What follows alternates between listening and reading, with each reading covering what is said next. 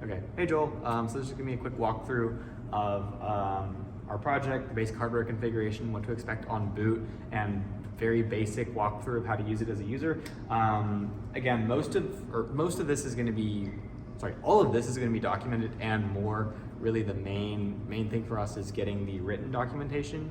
So that's gonna include a lot of information that's not here. This is just very basic. So with that out of the way, let's get started. So basically, I'm just gonna walk you through like the boot process and what's happening. So we're just gonna plug in the deck box right here, and that will start up.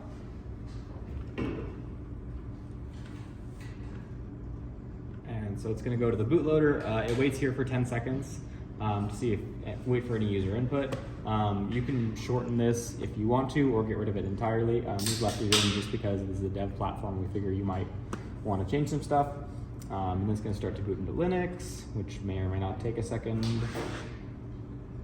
Sometimes it's faster than others.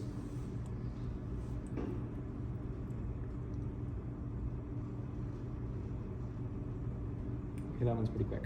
So once it gets into Linux, it's going to launch Sway, which, as you know, is the desktop environment we're using. Once it's in Sway, it's going to start launching the actual DeckBox application.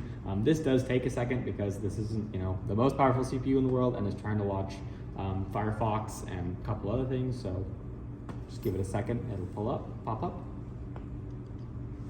There it goes.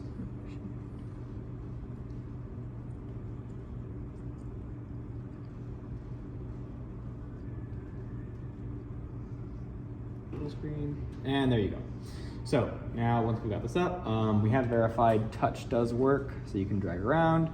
Pinch to zoom works, fairly responsive. And then as for user inputs, so as you know, we have the joystick and the buttons. So joystick you can use to move your position. You can't hold it at the moment. That's something could definitely be added pretty easily. We just didn't have time to implement that, unfortunately. And then we have the buttons for zoom in and zoom out. So let's zoom in, let's zoom out. Pretty standard stuff. So yeah, that's all the user inputs that the end user would have, the person would have.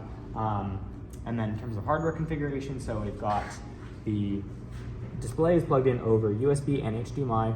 We've also got a Wi-Fi adapter that isn't strictly necessary. Well, I guess that is strictly necessary for uploading to the cloud.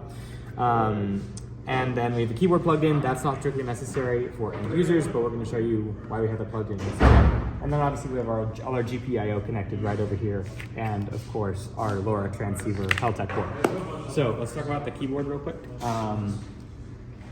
So again, normal users don't need this, but in case you need to do some configuration, change some stuff on the Linux side, the way you do that is you plug in the keyboard and you hit Windows F, that unfull screens Firefox, and then Windows Enter will open a terminal. And then obviously Linux, once you have a terminal, you can do basically anything.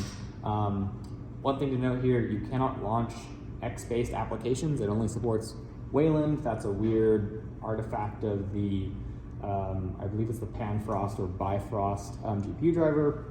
Just FYI, we're gonna have more stuff in documentation about that, but that's something to know. But yeah, that should be pretty much it for our user demo. Let us know if you need anything else in the form of a video. Again, most of it, we're just gonna try to focus on the written documentation.